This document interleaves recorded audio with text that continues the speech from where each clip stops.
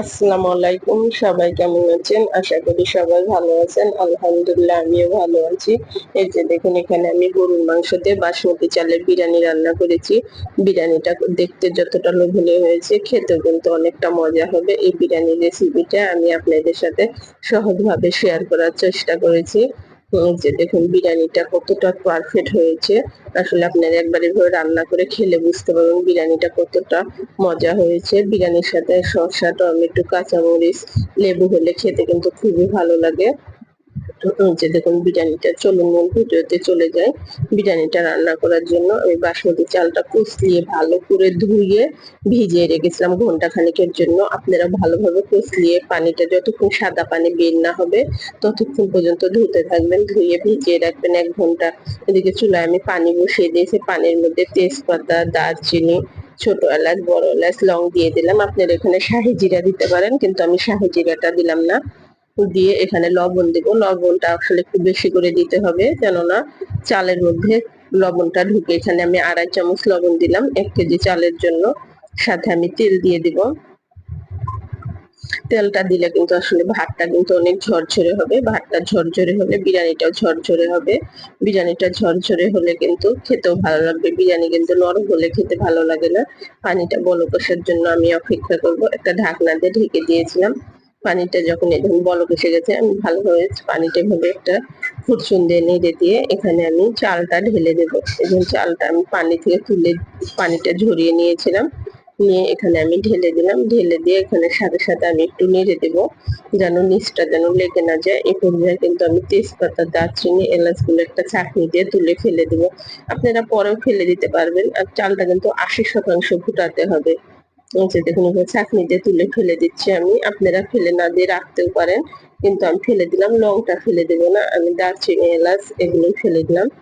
দিয়ে এখানে আমি লেবু দিয়ে দিলাম। লেবুর মাঝখানের অংশটা করে চিপে দিলাম। লেবুর একটু রসযুক্ত লেবু দেবেন। আপনারা অর্ধেকটা লেবু দেওয়ার চেষ্টা করবেন। দিয়ে এটা আমি নেড়ে দিলাম। আসলে চালটা কিন্তু সাদা হবে ভাতটা, আর একদম ঝরঝরে হবে। একটা ভাতের সাথে একটা ভাত লাগবে না। লেবুটা অবশ্যই দিবেন। এই যে দেখুন, চালটা যখন আমার 80% ফুটে গেছে, এই পর্যায়ে কিন্তু যে এইটা আমি ঢেলে দেব একটা জালিতে। জালিতে ঢেলে দিয়ে আমি পানিটা ঝরিয়ে নেব। এই যে দেখুন, আসলে একটু যেকোনো খাবার তৈরি করার সময় আসলে একটু ধৈর্য নিয়ে রান্না করলে অবশ্যই ওই খাবার পারফেক্ট হবে।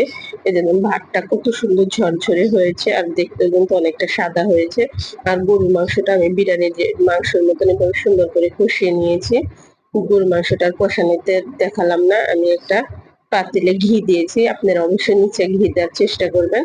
আমি উপরে এখন কতগুলো ভাত ছিটিয়ে দেবো। এই যে আমি ভাত দিয়ে দেবো পাতিলের নিচে। এবার ভাতগুলো, একটা ভাতটা কিন্তু গরম, একটা ছাঁকনি দিয়ে দিয়ে দিচ্ছি। ভাতটা দেওয়া হলে এখানে আমি অর্ধেকটা মাংস দিয়ে দেব। এখানে আমি 1 কেজি চালের জন্য এখানে আমি 1.5 কেজি মাংস নিয়েছি। আপনারা চাইলে আরো বেশিও নিতে পারেন। এখানে আমি 1.5 কেজি মাংস নিয়েছি। আপনারা 2 কেজি কি 1 কেজিও দিতে পারেন, কিন্তু আসলে বিরিয়ানিতে কিন্তু এই বিরিয়ানিতে একটু মাংসটা বেশি হলে খেতে কিন্তু খুবই ভালো লাগবে। অর্ধেকটা মাংস যখন দেওয়া হয়ে যাবে, এখানে আমি পেঁয়াজ বেরেস্তা দিয়ে দিলাম। পেঁয়াজ বেরেস্তা দিলে কিন্তু বিরিয়ানির সুন্দর একটা ফ্লেভার আসে। অবশ্যই দেওয়ার চেষ্টা করবেন। আলু বোখরা দিলাম, বিরিয়ানি রোস্ট বলেন এটাতে। আলু বোখরা দিলে কিন্তু খেতে খুবই ভালো লাগবে। কাঁচামরিচটা দিলে কিন্তু সুন্দর একটা ফ্লেভার আসবে। কাঁচামরিচটা দেওয়ার পরে এখানে আমি পাউডার দুধ দিয়ে দেবো। আসলে পাউডার দুধটা আপনারা কিন্তু এভাবে, দুধটা কিন্তু দুধ আর ঘি কিন্তু একসাথে গুলেও দিতে পারেন। আমি এভাবে ছিটিয়ে দিলাম। বিরিয়ানিটা আসলে দমে রান্না করবো তো, আধা ঘন্টার মতন, 1.5 ঘন্টা দমে রান্না করতে হবে, কিন্তু আমার কাছে মনে হয় আধা ঘন্টা দমে রান্না করলে যথেষ্ট। ঘি দিয়ে দিলাম এখানে। দিয়ে আমি এবার এখানে কিন্তু আবার কিছুটা ভাত ছিটিয়ে দেবো। এই যে দেখুন, ভাত দিয়ে দিলাম। অর্ধেকটা ভাত দিয়ে দিয়ে এখানে আমার বাকি অর্ধেক মাংস আছে, ওটা আমি দিয়ে দেবো। দেওয়ার পর এখানে কিন্তু আমার আরো কিছুটা ভাত বাকি থাকবে। ওই ভাতটা কিন্তু আমি উপরে ছিটিয়ে দেবো, আর বাকি মাংসটা কিন্তু একবারে আমি দিয়ে দিলাম। এই যে দেখুন,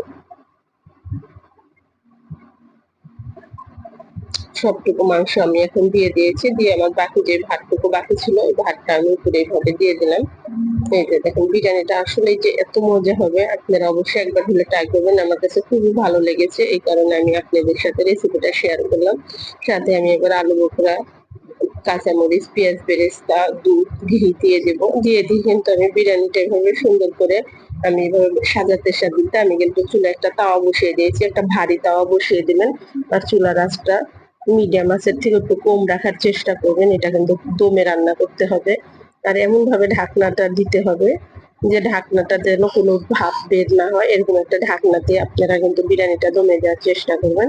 এখন তাওয়াটার উপরে এখন আমি পাতিলটা বসিয়ে দেবো। পাতিলটা বসিয়ে দিয়ে আমি ঢাকনাটা দিয়ে ঢেকে দেবো এখন। এই যে দেখুন, আমি ঢাকনাটা দিয়ে ঢেকে দিলাম। দিয়ে এই যে দেখুন, এটা আমি আসলে অপেক্ষা করবো 20-25 মিনিট পরে সেটা আমি উল্টিয়ে দেবো। 20-25 মিনিট পর এটা কিন্তু দেখুন উল্টিয়ে দিলে এটা এটা দেখতে দেখুন, এটা কিন্তু দেখুন কত সুন্দর, চালটা কিন্তু অনেকটা আসলে অনায়াসে যেটুকু ফুটা বাকি ছিল ফুটে গেছে। কিন্তু তারপরে আমি আরো 20 মিনিটের মতন এটা দমে রাখবো।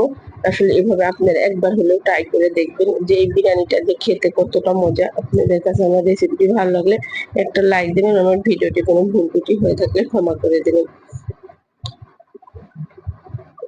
এই দেখুন আমি আবার